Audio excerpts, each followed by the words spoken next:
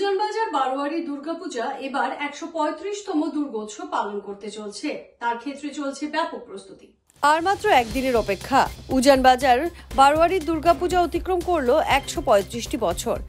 জাঁকজমক থেকে দূরে সরে আধ্যাত্মিকতার উপর গুরুত্ব দিয়ে অন্যান্য বছরের মতোই আয়োজন করা হয়েছে দুর্গাপূজা। শাস্ত্রীয় পরম্পরা অনুসারে আয়োজন করা হয়েছে এবারের পুজো।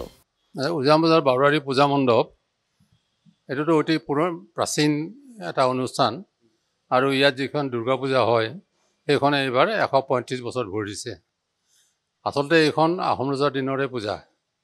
শেষ বংশধৰ যিসকল আছিল তেওঁলোকে 1889 তেওঁলোকৰ ৰাজবাৰীত পাতিছিল। তাৰ পৰা ক্ৰমান্বয়ে ঠাই সলনি হৈ এই ঠাইত ছিটাপি লৈছে 1923 চনত। আৰু 1934 চনত এই বাৰৱাৰীৰ প্ৰথম মণ্ডপ সজা হয়।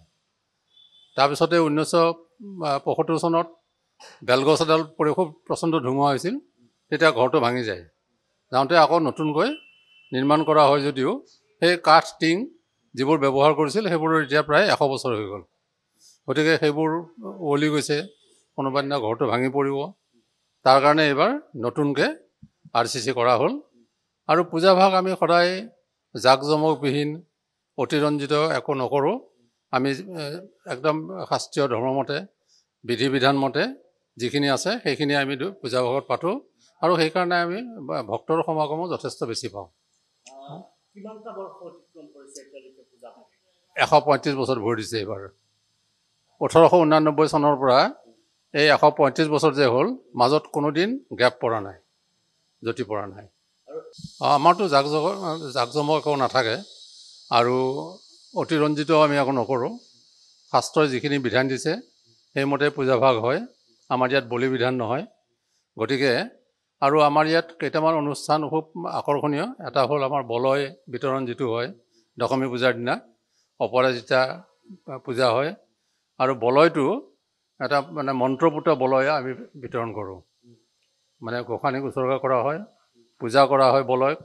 সেই বলয় আমি সাধাৰণ মানুহৰ বিলাই দিওঁ। সেইটো দশমীৰ দিনাখন। গতিকে সেইটো এটা আকৰ্ষণীয় অনুষ্ঠান হয়।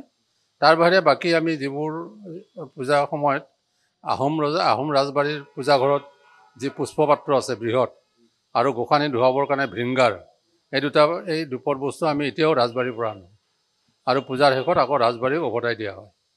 আৰু সেই ৰাজবাৰীৰ লগত যে সম্পৰ্কটো আছে সেইকাৰণে নৱমীৰ ভোগটো আমি সদায় ৰাজবাৰীলৈ পঠিয়াওঁ, নৱমীৰ ভোগ।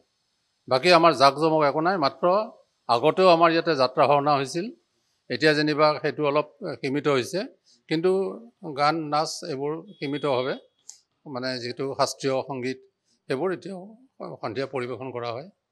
যে কোনো খবৰেৰ জন্য যোগাযোগ কৰুন 7099017330 এবং 7099017110 নম্বৰে।